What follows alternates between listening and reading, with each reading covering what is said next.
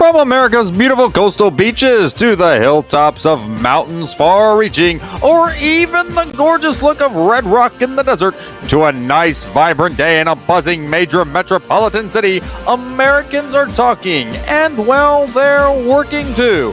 And no matter which way a state votes, we're all still Americans in this large country of 300 million people. So here today to bring you America's perspectives are Matt Curran, Javen Polson, Gabriela Escudero, and Michelle Ferretta on Coast to Coast Conversations. Alrighty then.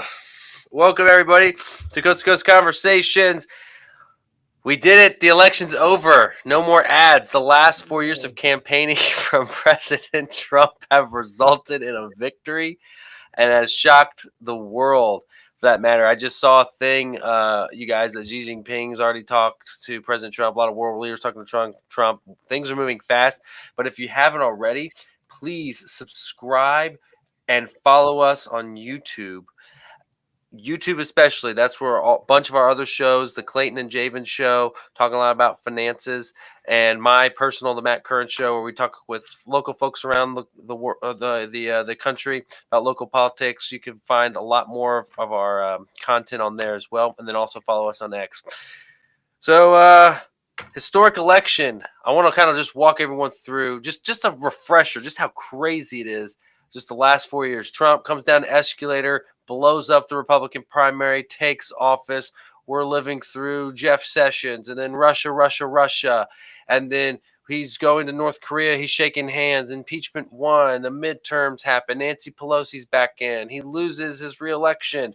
And they got the J6 stuff going on. Then he gets indicted 96 different times. We had to live through that. And we didn't know if he's going to run again. He didn't know if he's going to run or not. Then we make it through kind of a contested primary, and then next thing you know, he's at McDonald's. Or actually, let me take so much. Then Joe Biden and Kamala Harris get flipped, and then the McDonald's thing, and then the garbage can, and then he wins. That's just the compact version. That's crazy. Michelle, just thoughts initially off of a historic win just this last Tuesday. Woo! I'm excited, but it's a little surreal and it's a little subdued because, here in Wisconsin, Hovde lost. So those races were so close.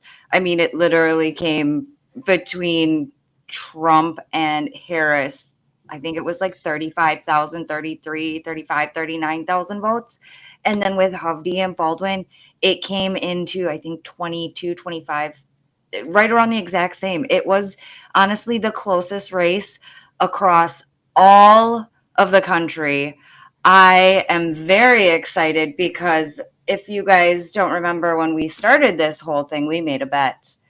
And our bet was that Wisconsin was going to be that deciding state. And I know we were texting when when Pennsylvania was called, and it was 267, and we were talking about how Alaska may have been the next state called. However, the next state called was Wisconsin, and that means we're doing some polar plunging. So hopefully we're going to get you guys up here. I'll get you guys in Wisconsin pretty soon, when the cold weather hits us. I got to get a new bathing suit. I do that. No, I've done the polar plunge every January 1st for, I think about 17 years. I've done it off and on for 17 years, every January 1st. So I've got lots of tips and tricks for you to stay warm, don't you know? But I'm excited. I'm a little surreal. I just hope that moving forward, people talk about leading with love here right now. And, I was talking to a friend of mine who she was a psychologist before she retired, and she sees that a lot of people are going through these grief stages. And as much as I would like to reach out because my team won, and it wasn't even just it's not my team won, because again, I'm middle of the road. I'm not a Republican. I'm not a Democrat. I'm not a liberal. I'm not a conservative. It's not my place to reach out because I really don't think that they're in a place yet where I could reach out and give them that hug and give them that extended olive branch, like, hey, but man, I like to win, and man, it feels good, and man, I should be able to say, hey, I'm really looking forward to the future. Javen, I know you weren't a big Trump fan, but how you feeling? Look, I'm glad there was a red wave that we control the Senate and the House. That's great. That was my top priority since day one of this election. I think that has more power than the president has. Yes, the president sets agendas, but the Congress breaks laws. That's so important. I believe the only Democrat that won that night, election night, was Joe Biden. He might not say it, but he was probably thinking, if I can't win, I'm glad she didn't either. This is what you get. This is karma for kicking me out like you did. But look, there's a Turkish proverb that says the forest was shrinking, but the trees kept voting for the axe because the axe was clever. The axe convinced the trees that because its handle was made out of wood, it was one of them. And that's how I see both parties. You have on one side Kamala, who says, I'm middle class, I'm going to fight for you. No one took the bait. It didn't work. We also have Trump, who kind of has the same message of, I'm working for you because I know what it's like. I'm working for you because I'm one of you. Now, is it more believable? To me, it is. I believe him more than I believed her on that note. Because remember, he is still a billionaire. He didn't come from the middle class. But I think that was a deciding factor. That was one of the deciding factors for a lot of Americans of who do I really believe will fight for me? And you had Kamala as a candidate who, in my eyes, did not treat the American voters with respect. She kind of came off as gaslighting. I mean, forget prices are high. Remember, President Trump's a threat to democracy. Forget you can't put gas in your car, but remember he wants to take away abortion, even though he has become very moderate on this issue.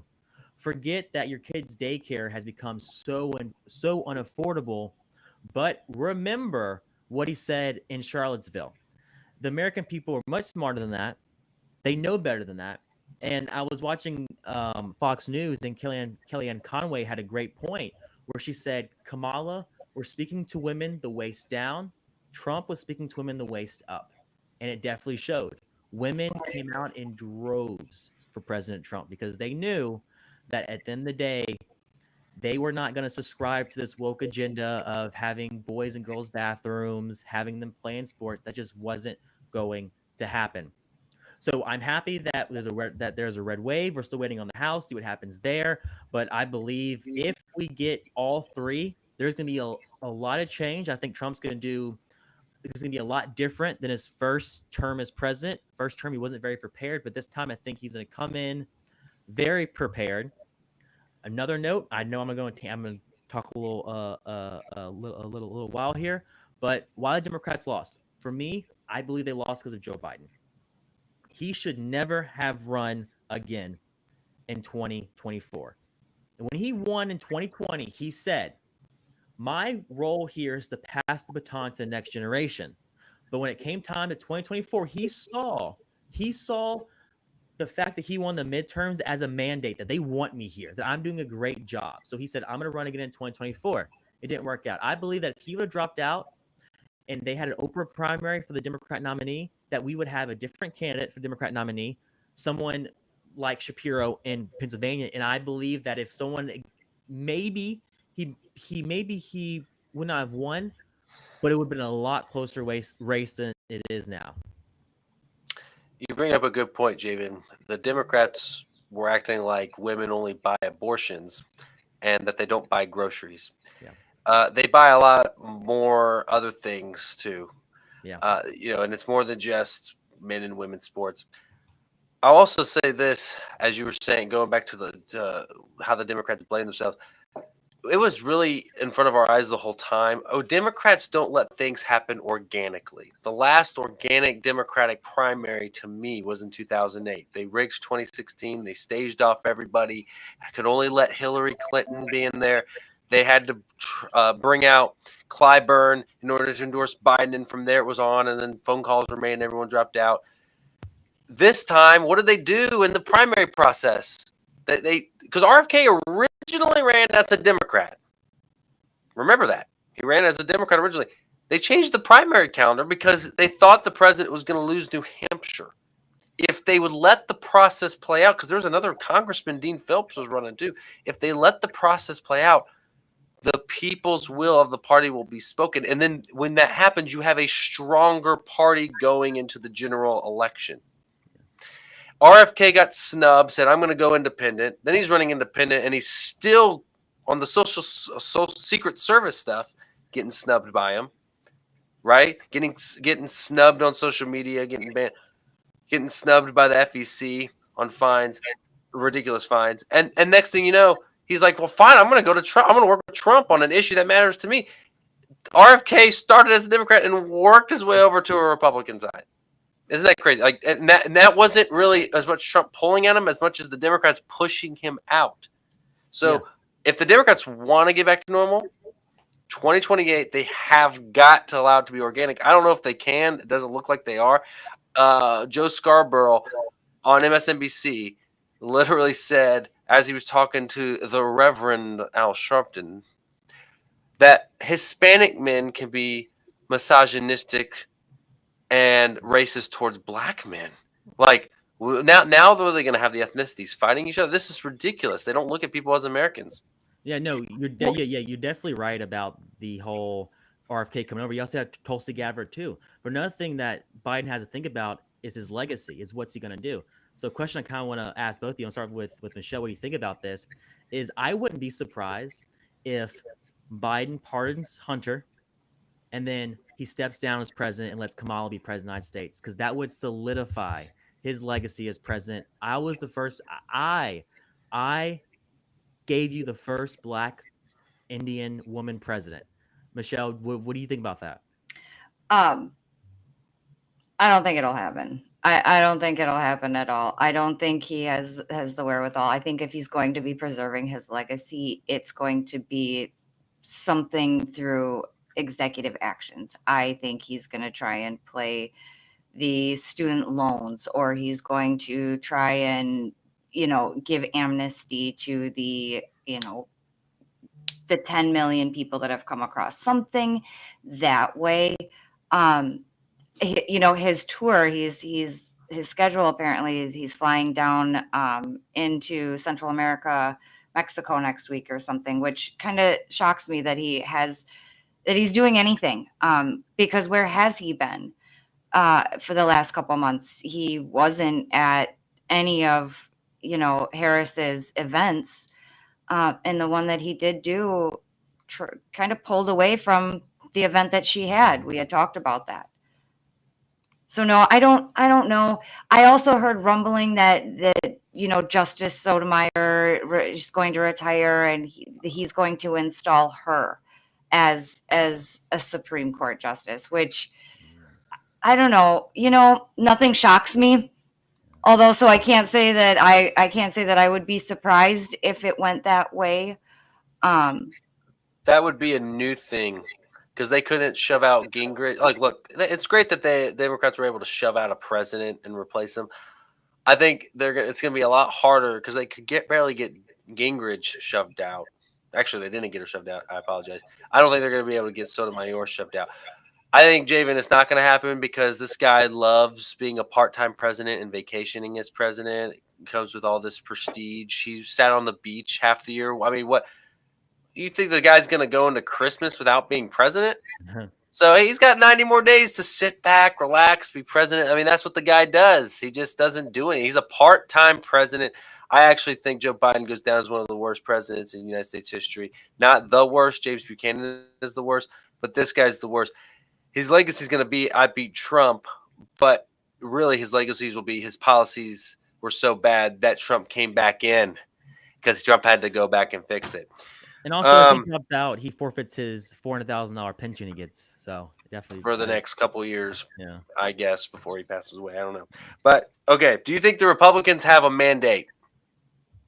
Obviously, the House looks like it's going to be close. We don't officially confirm now. I've peeked around at some of the House seats. They only need like 7. I think they got 210 called. Will the Republicans have a mandate? And if so, they can't do everything. We all know how slow Congress moves. But if they do, what is the one issue to you guys that you think they will have a mandate to do? And what will they do? Michelle, you want to start us off? I brought it up before. Instantly close the border. I think instant immigration reform from day one needs to be top priority, because if we can't take care of our own house first, we can't take care of anybody else. And our own house is messy and dirty, and we've let it collect, dust bunnies in the corner for the last 4 years, and it's just piled up in doom piles all over. And I think first things first is we need to come back to ground zero and start with immigration reform. So, yeah, I would say immigration is definitely has to be the top priority. I say number 2, but number 1, I think would have to be one of the themes of this election, and that's money. You had money, Elon Musk come in, all these billionaires, millionaires backing Trump, and you had all these sports or these betting sites come up betting for president candidate. I think the economy has to be number 1 priority. But what does he do? That's a great question, because truth be told, the American economy is strong right now, but the American people are not feeling it. And that's the issue. And it's like, where do you go? Is this a Federal Reserve issue? He's already said how he wants to fire Jerome Powell. There's been legal questions about that. I think he's not allowed to do that, but who knows? I mean, what can he do? I think the top thing he can do is stop spending. He can cut spending. I mean, he says with Elon Musk, they're going to work on the spending problem in DC and federal government altogether. If that's his mandate, I think he's going to see a very good short-term solution to inflation. If Trump and the Republicans play their cards right, I actually think, based on the Senate map, they could pick up seats in the midterms. It is possible. Everyone does the typical, hey, you can't do it. I think it can be done. If you have a mandate, it's got to be solution-based mandate. And if Trump can manage the country like he did his campaign, very disciplined, minor mistakes, little mistakes, he can get done. Economically, to me is the major mandate. And you guys are all right. I mean, there's so many problems that I don't even know what exactly the mandate is. It could be all of these, but for me, it's economics. Put a lot of these policies, instead of executive orders, put them into the law so they stay forever. Tax Cuts, Jobs Act. Don't let things expire anymore. No more sunset dates. I understand that was a thing with Paul Ryan or whatever.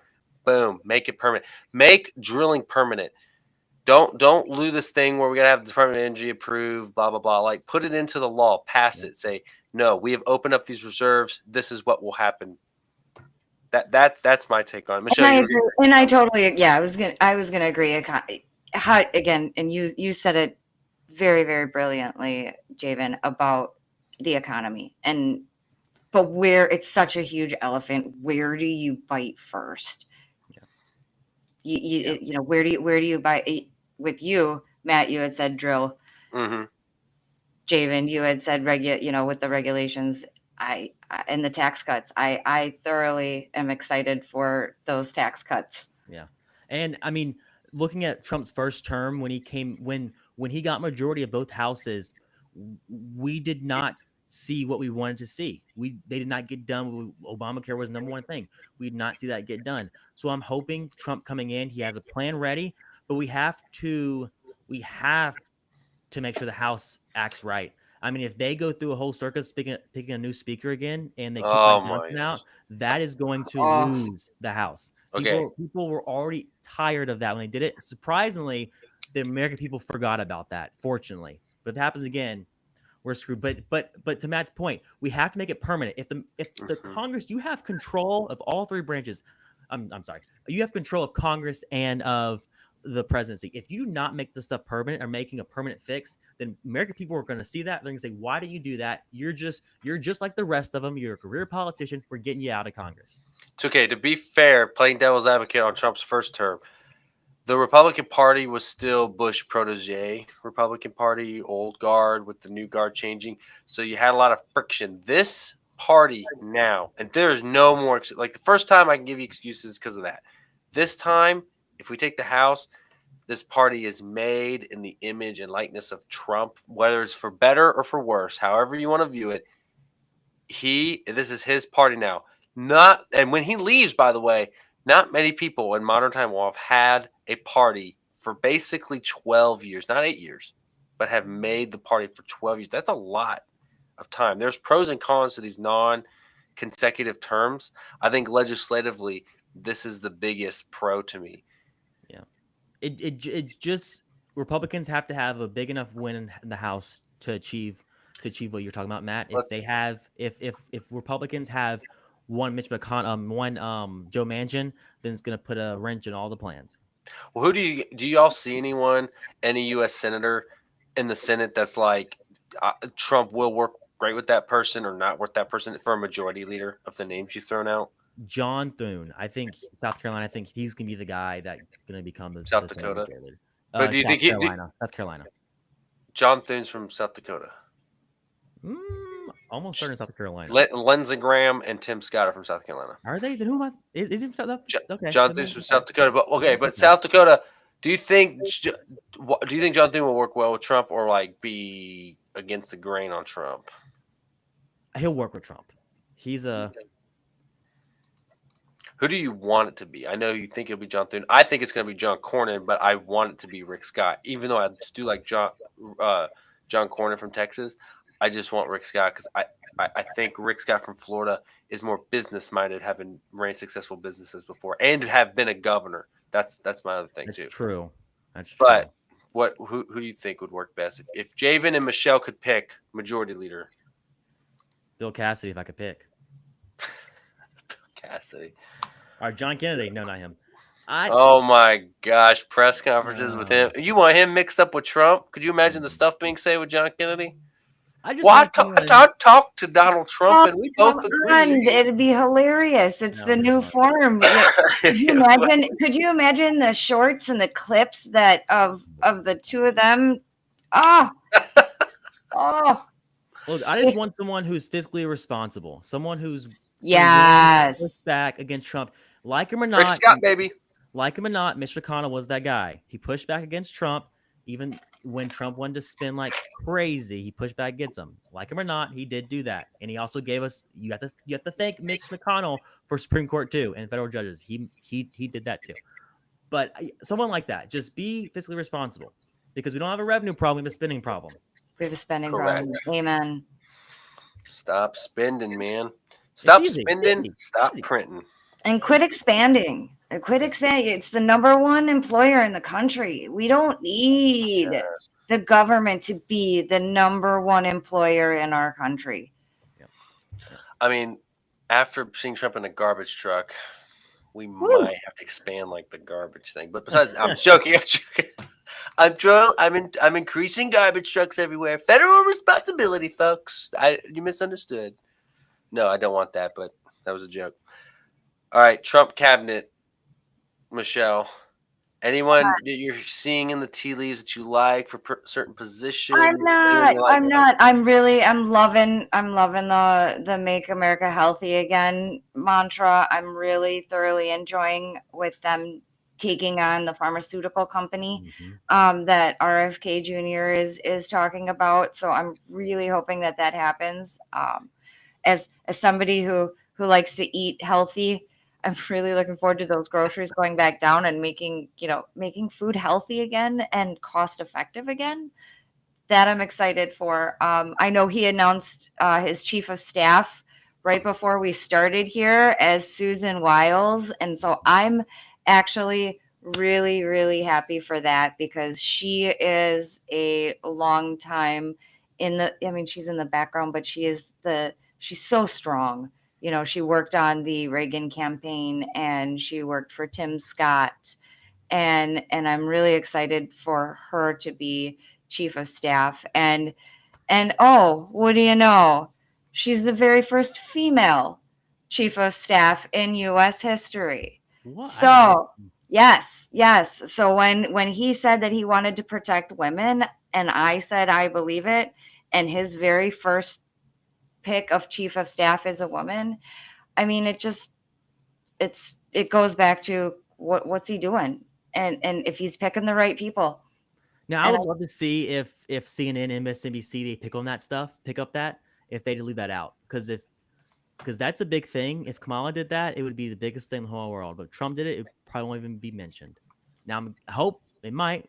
they'll We're flip doing it, well, and it'll be they'll try and turn it into some misogynistic move, and how he wants to keep a woman under his thumb somehow. You know how PMSNBC does it.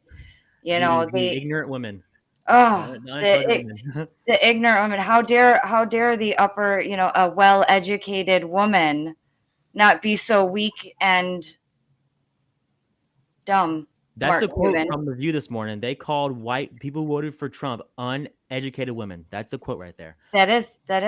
Well, if you look at when we had talked earlier too about the makeup of who voted, and the points of swing where they went and where they increased Latin, the Latin community, the African American community, women, Gen Z, the younger generation, the 18 to 24-year-olds, all saw increases for Trump versus Harris. And I think she truly missed the mark and missed the middle class Americans. And That was the whole thing throughout the campaign. She can't speak, I will say speak man, but she can't talk to men. She doesn't know how to talk to men.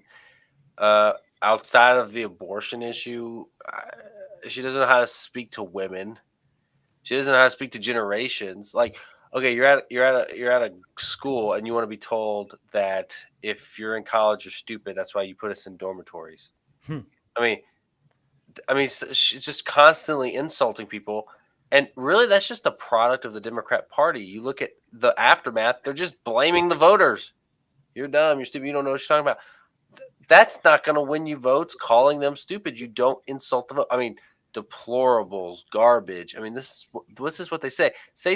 You can say one thing about Donald Trump being nasty and the way he plays politics, but he never attacks the other person's supporters that I know of. I haven't gone through everything, but as far as my memory can remember, it's always attacking the other person. yeah, I think he skirts that line very closely, and I'm sure that's open to interpretation on how you read it. But I think the difference between that is that there's no way the Democrat supporters are going to come to Trump, but there is a possibility that a Trump supporter, maybe not, a Trump voter will go Democrat. I think there's why Democrats can't do that. Okay, calling someone deplorable and garbage, those are memorable moments that everyone remembers. You don't do that. Obviously Trump said so much it's hard, I guess, to remember, but I cannot think of a memorable moment when he was like, Hillary Clinton supporters, they're just a bunch of idiots or something. Like I want to argue back with you, Javen, a little bit about Democrat pull towards Republican pull, because this with the election and the numbers, and you see that's actually not true when we go back to you looking at the middle class unions, for example. We've talked about I've brought it up about the corporate unions versus the actual middle class union folk. Those had a swing positive towards Trump. Yeah. And they have been Democrat for years. And I think it's more of that the Dems that are truly independent, that are moderate Democrats and moderate Republicans can come to that middle when we stop focusing on these socioeconomic, cultural identity politics. And that's every single one of those jargon terms mashed into one, because truly at the end of the day, it's those cultural clashes that they were trying to get, and it's fringe on both sides. But true moderates, I think, can work together. Yeah. No, yeah, 100% right. I would just say, thinking about maybe to my what I was saying, maybe the character wise, I think it's more likely if you have a voter who's only focused on a person's character, then you're more likely to get someone from Trump to Kamala than Kamala to the Trump. That makes sense. But Matt, to your point about how we never heard anything about Trump, I think only because the noise has blurted out. Everyone's so used to Trump. It's if Right. he called a Trump or Hillary or a Kamala supporter an idiot, what do you make the news anymore? Because it's so. What if doesn't mean he said it? I can't recall a time, right, that he's attacks his opponents, people in the political community. I've never heard talking broadly as far as supporters. Like, okay, here's how I know: the left would have blown it up. B, the closest they got was blown out the water, even by John Kelly, who does not like Trump, and said that, and John Bolton, who also said Trump never said this. The suckers and losers lie. Okay, big swath, military people are suckers and losers. Like, he never said that. By John Bolton, Mark Kelly, a bunch of other people have confirmed that he never said that. They went with that multiple times. They tried to resurrect that as the October surprise this election cycle, and it wasn't true. I'm not saying Trump's perfect. I don't like some of the character stuff that he does too, but to say that he attacks his supporters or his opponents' supporters is a different class of ultimately what I'm trying to make, in the sense that the Democrats attack the actual supporters of their opponents and call them Nazis and bigots and right, and all that stuff. That's my point. I tell you what, and it trickles down, because I have never been called so many vicious things in an election cycle. Personally, I have never been told very personal attacks, and I'm a vocal person. I have a very sharp tongue, but I try and I'm not malicious when I don't, I'm not there. I'm not going to harm you, because at the end of the day, what purpose or what does that serve me? But the attacks that have come from that side, from people that I know, are just, it was a very weird election season, and hopefully, as I had said to you earlier, they can find peace. Matt, before I answer your original question you asked about the cabinet, I'm just going to say this. Yeah. After Trump said, referring to John McCain, I prefer my military personnel not captured, there's nothing that surprises me that comes out of his mouth. There, period. Now, to answer your question about the cabinet, RFK, I love the idea of RFK, because thinking about, if he does what he wants, if you're worried about healthcare, that won't fix, but it will help the healthcare situation. The healthcare thrives on those smokers, those overeaters. It thrives off that. I mean, if the government should control it, but if we're given options, and if these companies are held responsible, if now these companies are found doing malicious and monopoly things, then the government should definitely step in and correct it. But I have personally seen in my personal life, the sodium intake on a lot of these products have skyrocketed. And it's usually the products who have zero sugar, even though the sugar hides itself amongst other things. But there are different options, but it's just saving a buck is not should not be ethically approved, just at the expense of our life. This is the most important. This is, our bodies are temples. We need to take care of them. They're beautiful things. They're lovely things. Just make sure RFK does not touch the liquid gold, and I'll be happy. Another person I really like that probably won't happen is Jamie Dimon. He's the CEO of JP Morgan. He's been in that role for 14 years. He's the only executive. So that's up and down the C-suite to last past the 07-08 financial crisis. He would be a great Treasury Secretary. Will he do it? Probably not. But I think he'd be great for that, because he has navigated JP Morgan through so many things. Pompeo, he should come back. He was great. Definitely bring him back. Yeah, those are the top three I could think of. Vivek, leave him away.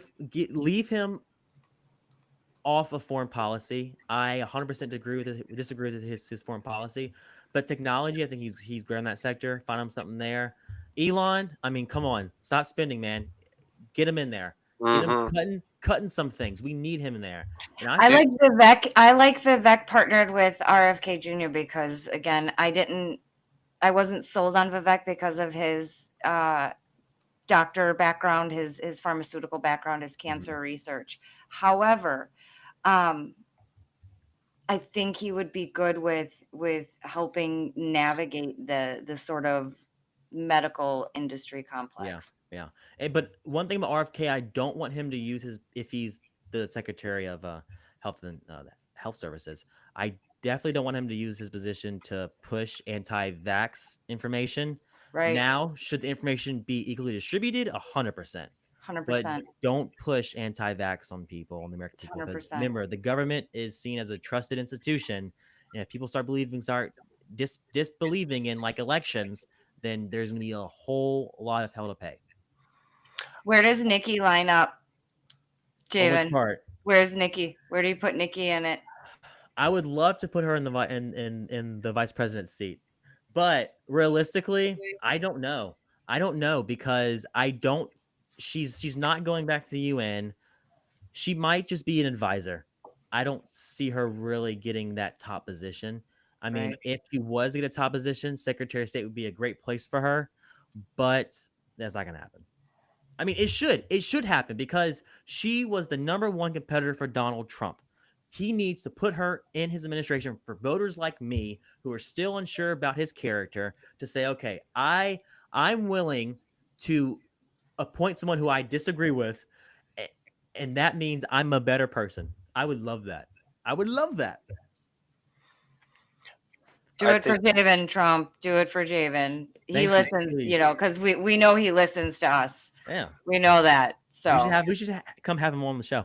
Yeah, come on, President Trump, if you're listening, we'd like you to call in next week. Imagine he Listen. does. Oh my gosh, that'd be crazy. Hello. That would be crazy. Yeah, it's okay. It's okay. We all can't be Sean Hannity. That was a bad joke. We'll keep going. I think Marco Rubio will be the Secretary of State. Some of the people in the vice presidential contention, I honestly thought so. Go back to vice president too, because I think a lot of those people will end up in cabinets or some sort of position. I thought Marco Rubio was going to be the pick, but I think the Florida complex, and that was smart not to add extra drama to the ticket or the race and all that stuff. I mean, I guess looking at the map, he could have forfeited 25 electoral votes, but we didn't want to risk it. But Secretary of State is probably like the third highest position after vice president. And then Ron DeSantis can appoint somebody, and it's time for Marco to move on to something like that anyway, which would be good. Doug Burgum, please be the energy secretary. I would love Rick Perry to come back, former governor of Texas, then Trump's energy secretary. I thought Rick Perry did a great job, but he's kind of faded away from the scene. He still has a good relationship with Trump from what I remember. But I thought Rick Perry did a phenomenal job, and I hope he comes back. I want Ben Carson back, too. Ben Carson for HUD. Please come back to HUD. You ran it really well, and I would love for you to come back. Trump made a lot of promises on the campaign trail for Indian reservations. Here in North Carolina, we have the Lumbees, which is a state recognized Indian reservation, and he promised to get them federal recognition. The Cherokees, which is in western North Carolina, they don't get along with the Lumbees, from my understanding, and they are federally recognized, and they're the only federally recognized reservation here in the United States. So when he's considering an appointment to the Indian reservations or the Department of Interior, I hope it's somebody who is Indian reservation friendly. When you look at the Supreme Court cases on Indian reservations, since Gorsuch has come in, it has flipped more to the left, and Trump has taken more of a left, which is good because Nixon took a left. The last time we had someone president who was active in Indian reservations to the left was Richard Nixon.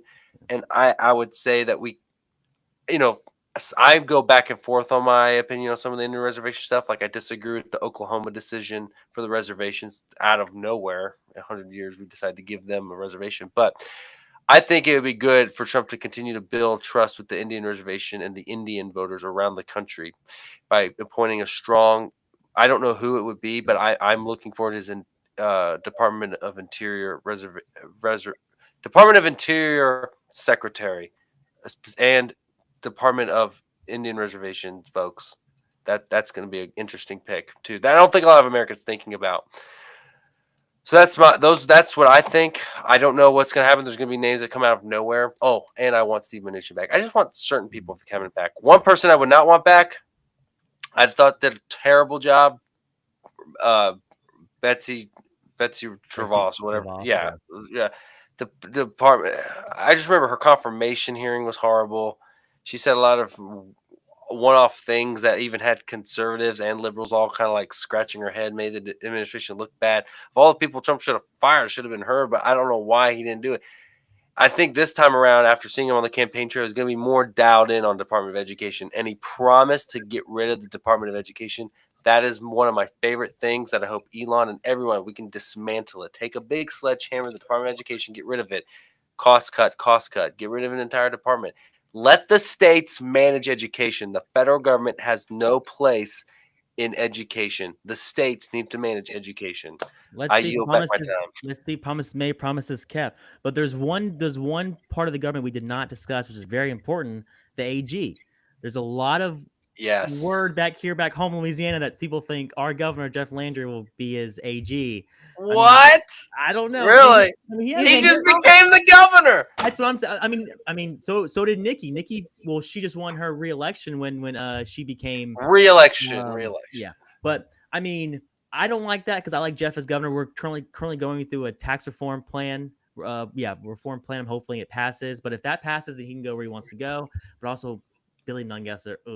I mean, he has a resume. He was the AG of Louisiana. He's a big Trump guy. He did a great job, AG, especially with the COVID vaccine stuff. He was great pushing back on that. I mean, it'd be cool, but I don't know if he has the. I guess Jeff Sessions had an accent too, and Jeff Landry has a big accent. So, but he has a really good attractive accent, Jeff Landry. Okay, if we're talking like people coming out of nowhere and that Trump loves and continue, Sarah Huckabee Sanders, who is my favorite person from the first Trump administration. I love Sarah Huckabee Sanders. She's just a soccer mom working in the White House. Bring her back. I don't care what she does. Just I don't think she's gonna come in. She was the press secretary. Yeah, I don't think she'd want to go back. No. She's happy as I'd bring back Haley for press secretary, and I'd throw in Tulsi for ambassador. Haley for Tulsi. Nikki Haley? No, Kayleigh McEnany for press secretary. Yeah, not with the K. And where do you think Tulsi's going? I'd like her to be maybe the ambassador, UN ambassador. That would be. I think that would be a very good position for her. Yeah, I could see her doing that. I mean, military background with the foreign complex that's going on with our wars and all of that. So I think she would handle that. She could be a good Interior Secretary. Oh yeah. The Interior Secretary has a lot more. A lot of these have a lot more power than you think. Like you manage the National Park Service. How does that run? Obviously, the Indian reservations. You're in charge of our national monuments and how all that's ran and upkeeping and protecting things. So, if someone attacks a national monument and that Trump's talking about that law, like you get X amount of years in jail, that person will be in charge of actively going after people who deface our monuments and putting them in prison. Because you shouldn't be defacing monuments and you should be thrown in prison for it. But that sounds like a lot of money to allocate towards that one thing. I don't know about that. What if they were illegal and it's part of the deportation plan? See, I got you. Oh. I'm just kidding. Kidding. Or just defund the IRS, get those agents on that. Yes. Okay. If we're going to reallocate the 87 people. I love it. Reallocate. I love that. Trump just marches out white-collar people from the building to start deporting. If you want to talk about marching out white-collared people here in Milwaukee, there on election day, there were some voter machines that were found that their seals were broken. So they had to stop and then hand recount like 30,000 ballots, and Ron Johnson showed Oh, up and everybody came in and it was all hands on deck day of, and they recruited the fire department, and they recruited all of the, the local police what? departments and such. Yeah, yeah, blue I collared think folks came I in, and it was supposed to be, I think that it was supposed to be like they weren't going to know till 2 o'clock the next day, but no, I it went. believe our creator gave Trump the presidency for a reason, because if Trump would have lost the election, and a story like Michelle just said, and the other multiple stories that came out, if Trump would have lost, January 6th would have been a walk in the park. I think if Trump would have lost with all this stuff you talk about, I mean, it would have been mayhem. So I guess there's a reason that Trump won, and maybe that's the reason right there. So we would avoid a bloodbath civil war part two. I don't know. I'm still nervous. I'm nervous on that because you look at, the protest in Chicago that started. Luckily, it was peaceful and they were able to. But I remember a summer of love, and I'm really hoping. And that's where I went at the beginning of the show, and we talked about how I want to lead with love, and I hope that those bridges um, can be healed, and those bridges can be, fixed, and they weren't burned in the process of this, because at the same time we've seen what that summer can happen on both sides. We talk about there's fringe on both. Yes, indeed. I mean, I don't want to go down the if Trump lost train because I don't know what would happen. It's to play It's hypotheticals. scary. You want to know Would how it would go if Trump play on both sides. I tried to find this commercial. I was listening to some podcaster about a week ago, and he played a commercial, and I've been trying to desperately find it. I was on the radio. AI created commercial against Trump, okay, and it goes something like this. I'm paraphrasing. Trump's a dictator. He wins. 1 year into his term, he dies. JD Vance takes over and is a dictator for the next 30 years. JD Vance doesn't reallocates Florida and reallocates the states because of climate change. Florida has shrunk by 60% and they need their land back. I mean, all this crazy crap. And if you ever watch JD Vance, he's the nicest guy.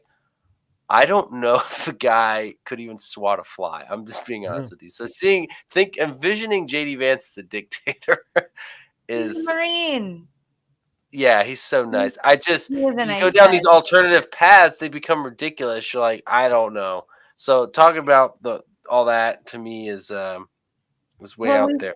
we saw it happen, Matt, right? In those ads of that we saw prior to the election of, it's Mhm. nobody has to know. And you saw, I mean, they were doing so many serious. Did you see the one of the fella per doing some things on himself, and the Republican white man came in and was like, we see what you're doing, and we're going to regulate the pornography industry, and we're going to regulate this, and we're in your bedroom. It's those extremes that become laughable, but at the same time it's like that people thought that, people think that, and Yeah, it's it scary. must be really awkward for Joe Biden to have a transition call with Hitler. Just saying. Like this, like that's what they think. Whoa, man, I can't believe he's just got to talk to the head of the Nazis. Like it's just crazy talk. Okay, so the Trump tax cuts are gonna have to be renewed. What is one thing you guys want to see that no one's talking about right now, policy wise, that needs to be like done, especially in the financial side? Go ahead, So, Javen. yeah. So I'd say I want to see a 0% corporate income tax. 0%. People think it's crazy, but I am a student of trickle down economics. I believe it works. At the same time, you will need those regulations on corporations to make sure that you need those monopoly regulations, point blank. But however, I don't want this to become a 0% corporate income tax on domestic on companies that solely produce domestic, because I fear that's what Trump would want to do. If you produce in America more than 20-30%, then you get 0%. That's that's not conservative. That's picking winners and losers. That's not how the government should function. I would I would also, I know Matt, because I'm gonna say, I also want to keep I also want to keep the qualified business income. That is so important for small businesses, for the startup businesses, the backbone of the country. We hear it every 4 years. Small businesses, the backbones of the country, and they're 100% right. One thing they're right about. So we need to keep that. Matt, what was your point? I was say, yeah, he's talked about that because the corporate tax rate's at 21% now, I believe, and he wants I to think he lower it wants to 15. Yeah. He wants 15. I think he said 15 on the campaign trail. I hope he goes lower. And he did break it up, like you said. He'll keep it at 21 if you're outside the country, but if you're in the country, he'll, whatever, he'll lower it. I don't know how I feel about that. You make a good argument picking winners and losers. To me, it's more about I want a flat tax. I don't like the progressive thing. Like we've Stole got my right. idea. Yeah. Like, well, flat tax, I mean, even for personal, but I'm saying even for corporate, there's a corporate Yeah. tax rate scale. Like, I feel like it should just be a flat tax for corporations too. So I think, yeah, I would probably side with you, Javen, on that one. But I was gonna my thing was gonna be very similar to yours, which was the 1099 tax reform that you and I talked about all summer. No one understands it. No one gets it. The gig economy. Every time I get in an Uber, you talk to the Uber driver. I don't know about you. You guys just raise your hands. They're always complaining about money, and that's fine. I get it. The Uber takes X amount of dollars, and then the government's got to take an extra $15. I try to tip them as best I can. The gig economy, we've got to unleash the gig economy. It is ready to explode, but it is overregulated with all these stupid taxes. And that goes into ultimately, because you got to Social Security and Medicaid tax, reforming 1099 tax reform includes touching that, which then touches Social Security. We have an opportunity to make an adjustment to Social Security, which is going to suck because no matter if you moved it an inch this way, someone's going to lose. Okay. I'm willing to be the generation that loses because I don't plan on getting it anyway. I understand people. Look, I'm 30. I don't know about how you, Javen, feel, or Michelle, how you feel about it.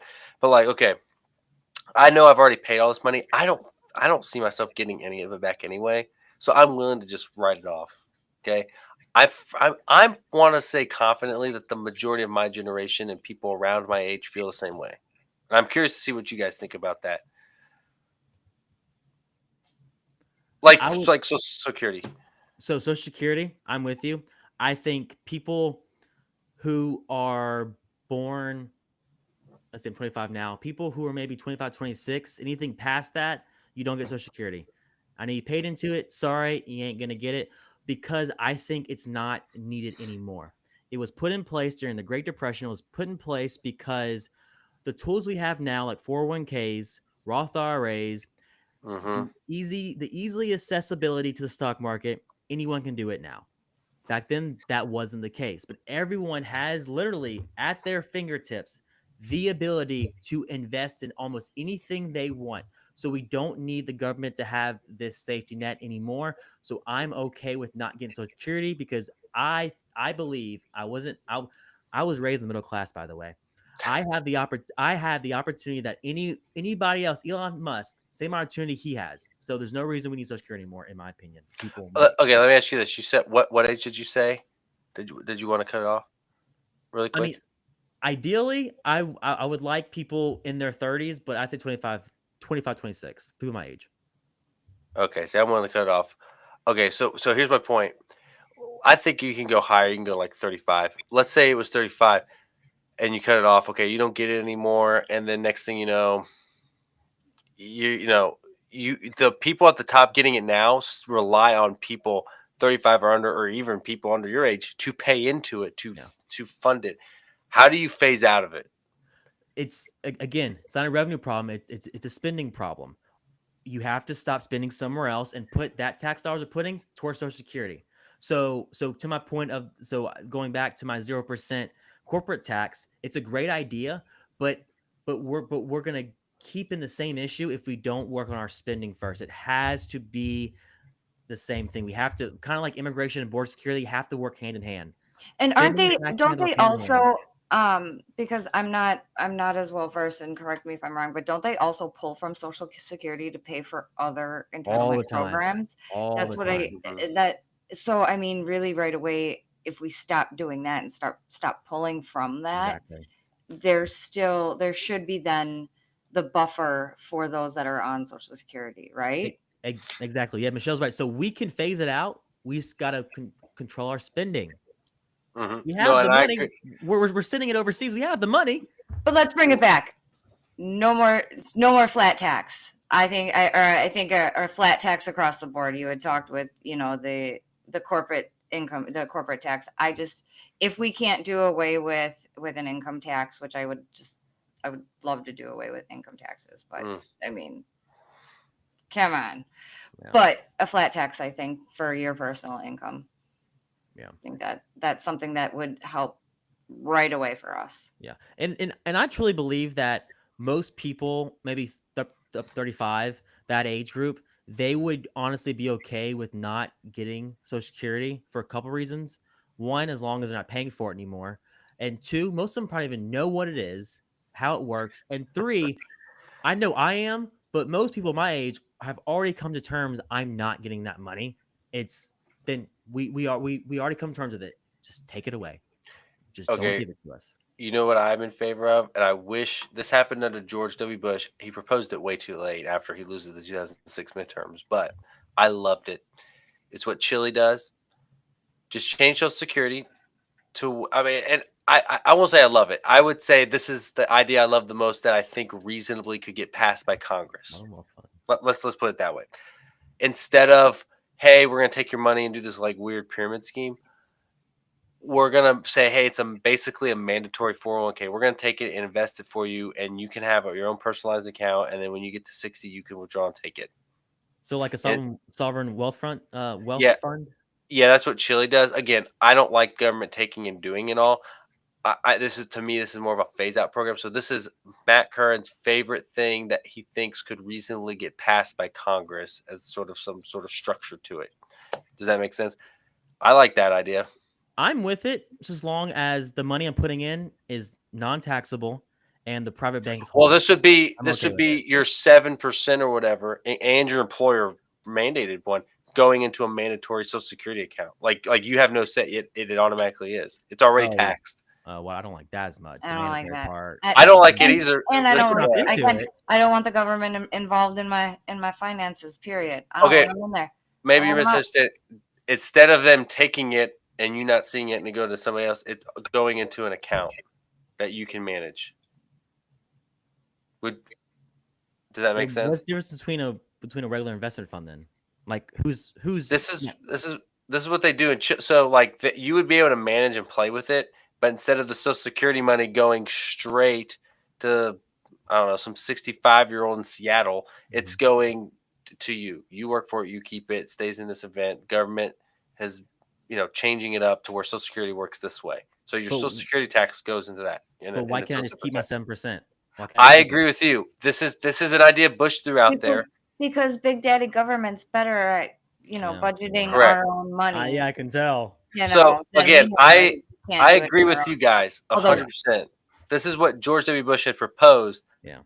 I like it because I think it's the most. It could actually pass Congress. I don't think Congress is just going to get rid of it, but I think it sounds good, really, in theory, and I think a lot of people would be interested in that.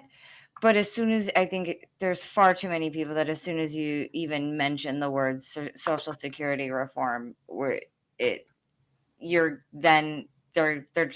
tune you out because how dare you touch our Social Security? Yeah, I mean, it killed Nikki Haley's campaign, even though she was very clear. If you're over this age, I'm not touching your Social Security, but under younger age, I'm touching yours. The older people went off because I have a lot of friends on Facebook that are of retirement age that are complaining about the Social Security already setting the stage that it's Trump's fault because of the future Social Security changes that are coming in January. Yeah. And on top of that, he wants to not tax it, which I think is a bad idea. I mean, it's one, it's not equitable. You're going to tax our income under 65. You're not going to tax their income. That doesn't make sense. It's going to create a bigger hole in a spending problem that we already have. So what's the point of doing that? I think that no tax comment is a shoe in for Trump to mess with Social Security. I don't know what his grand scheme is, but it's a shoe in for legislatively. He could be like, "Hey, in order to not tax it, we have to mess with it this way," and and restructure it a little bit. Maybe. That's when I first heard that, I thought, "Oh, this is his shoe in excuse for when he gets elected to sort of mess with it." Look, I agree with you guys. I don't want the government doing this, but Social Security's been around for multiple generations. Obviously, just yanking it away is not going to work. No one's going to accept it. I liked the idea I proposed as a stepping stone to get away from it, if that makes any sense. I mean, if it- That's where I was going with it. Ultimately, it's like, If it came up, I'd probably support it because it's starting the conversation. So I'd probably Yeah. support it. But yeah, I mean, it wouldn't be a terrible idea. yeah, because to me, I at least get, it's like hybrid. It's like I get some control because look, if you put the money, if I would have rather just put all that money into the stock market, it would have grown from when I started working my first W-2 job at 14 years old as a bat boy at Winston Dash Baseball 16 years ago. I don't even know how much money I would have in that thing right now versus it just went to some guy in Seattle. I don't know. If you're in Seattle watching, you're welcome. True story. All right. I know we're like at an hour. We can keep going if you want. We got no We didn't have any clips this episode either, hey? clips. We're just Ranting talking. and raving all day. Yeah, let's see how many folks we got live here. Any other topics you guys want to cover? Well, I was going to ask you, how'd you feel about Alan Lichman's keys and how they didn't come true? That's a fair question. That is a fair question. So the last couple weeks, I started feeling like the keys are off. If you listen to Alan Lichtman, he is clearly a liberal. Like he's all into the left stuff. And I thought he did a pretty fair job in previous elections managing the keys. I think he got two keys wrong. Because look, in 1992, when he called the short-term key against H.W. Bush, the economy was quote unquote doing great on paper, but people didn't feel it, right? Like, look at the statistics. It was like 60, 70% thought it was going bad and weren't feeling it. That's the same situation now, but he gave that true to the incumbent. I thought he was wrong on that. I think what was the other one? There's another one I think that could have been wrong, which was the charisma key. This time around, the charisma key could have gone for Trump. I think it was never, and it was only once in a generation. Like the only time it ever got turned was for Reagan and Obama in 1984, Reagan's reelection, and Obama in 2008. I think this time the charisma key could have gone to Trump. I did not sense any anti-Trump vibes, right? Like there's some protests, whatever that happens after every election, but we're not seeing it like it was the last time in 2016. People loved him. The mainstream media kind of, the facade makes it look like that, but people don't consume their media like that anymore. They get podcasts and stuff. So I think the keys work. He just applied them the wrong way. Okay. Does that make sense? Yep. That's all I had for you. That makes sense. I'm ready for rants and raves if you guys are. I know Michelle's got a 30-minute drive at her, or an hour drive. I do want to talk about next week. I want to talk about DEI and I want to talk about the education department. I think we should put that on our next agenda because I heard some rumblings that Trump is looking forward to allowing homeschooling parents the same opportunities as public school children in HSA form and Yes. in, allowing them to participate in the same programs and extracurricular activities. And I'm really excited about that. And I'm not as educated. I know you're a homeschool parent, Matt, and I know Gabriella's a homeschool parent. So I want to learn more about that. And I think we should put that on our topic for next week. Let's do it. If you're watching tonight, next week, you can get educated on education. Educated on. Okay, I'll click the rant and rave thing here just because we have to. Rant and raves. All right, rant and rave us over here, Michelle. I am going to be ranting about Hovde. I was very, very, very excited to have someone else. I wanted Brawny over Baldwin. He looks like the Brawny man from the paper towels. I was looking forward to having somebody new with fresh ideas. That was more of a business mind, and I'm ranting because um, there were two other people on the ticket, and one was put up by I hate to use the conspiracy that he's a Democratic plant, but I mean really that's truly what it was is he ran as a quote unquote independent, funneled by Democrats to pull those those middle ground people that didn't want Baldwin and didn't want, a Hovde person, and it irritates me when we work so hard and it doesn't come through. And she's been around since I graduated high school, and I was 5 years old when she was first elected. Come on, my nobody. Wait, you were 5 years old when Baldwin was first elected? Yeah, so she was elected in 1980 something or other, mid 80s, we'll say. And because I'm an old lady, 1986. Yeah, she was elected to county in 1986 while she was still in college, and she hasn't looked back. She's never held an actual job that I know of. So for somebody to make a career and do nothing and has only written 7 actual bills in those 25 years that she's been in DC, 2 of which were signing names to post offices. I mean, epitome of do nothing.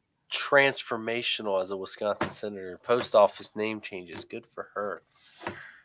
25 years in office, and bro, she's so. Yeah, but that's my rant. I agree with your rant. Javen, rant. I have a rave actually. Rave. That's so Raven. Go. I know. Most people maybe got lost in the excitement, but they got to understand, especially people my age, really, this election, we made history. This is a historic election. This was a election of first and seconds. Trump was the second president to ever serve non-consecutive terms. He is the first felon to be elected president. He is the first president in 20 years to win the popular vote. Republican. Republican. Vice President Harris will be the second vice president to certify an election they lost, Al Gore being the first one. And this will be very surprising for most people.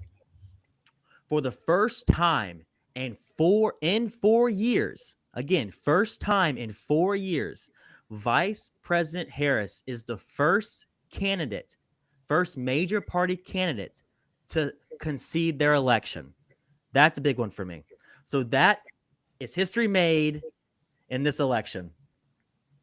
Matt's thinking about the last one. He's going to his head right now. First of all, Kamala Harris and Al Gore are not the only ones to certify their own election.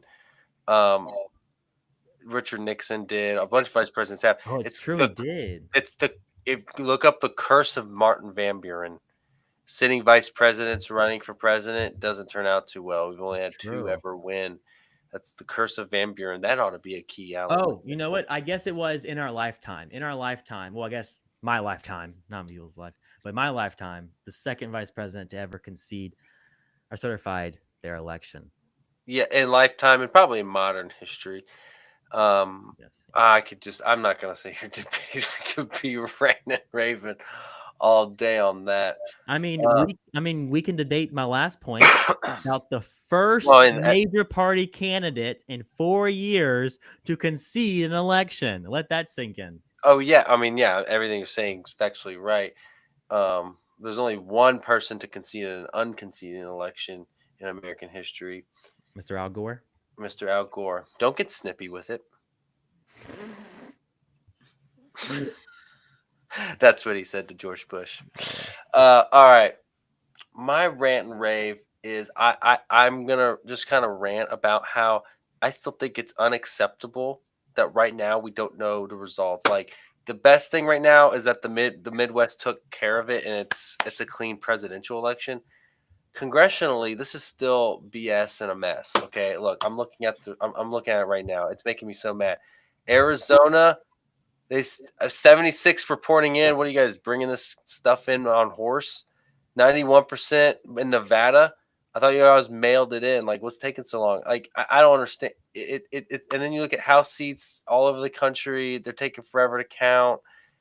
It's like we need to know the results the night of. I'm so tired of waiting. I hated when I first heard it about a week ago. It's like we may not know the results until Saturday. I'm like, no, we are a modern, the best country in the world. Like, how about we just know on election day like we used to know when I was growing up? We found out on election day. Okay, unless it's within 500 votes of like the third most populous state in the country, like 2000 was, then I get it. Okay, but most of the time it's not like that. So Look, democracy will not go down in history as efficient. No one has ever accused democracy of being quick, and that's it never right. will.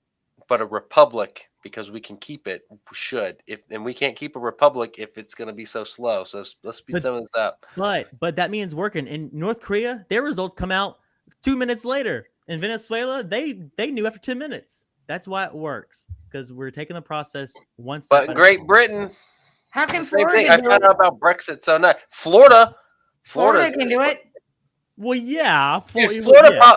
Florida counted. state laws. You know what I learned? At midnight, Florida recounted all their ballots just for fun.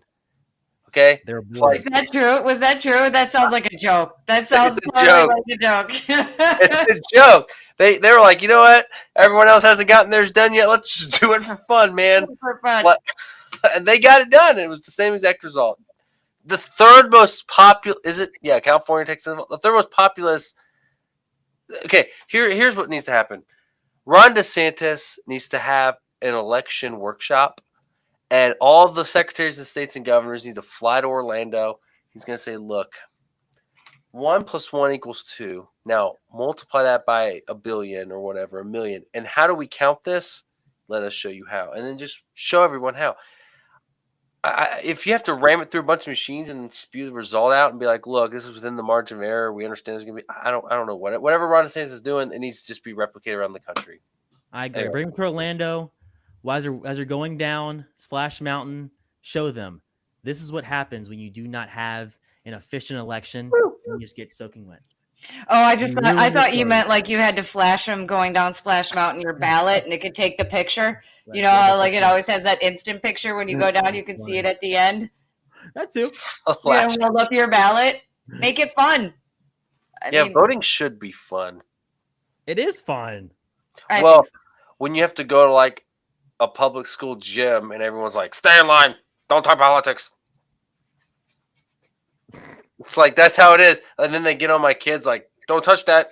My people here, they want to give my kids a sticker, so I had to give my kid a sticker, and then I was told, oh, that's not for him. Election. Okay. Walk outside the gym. I don't know. I'm not in a good mood now. Let's rant about something else that makes me in a good mood.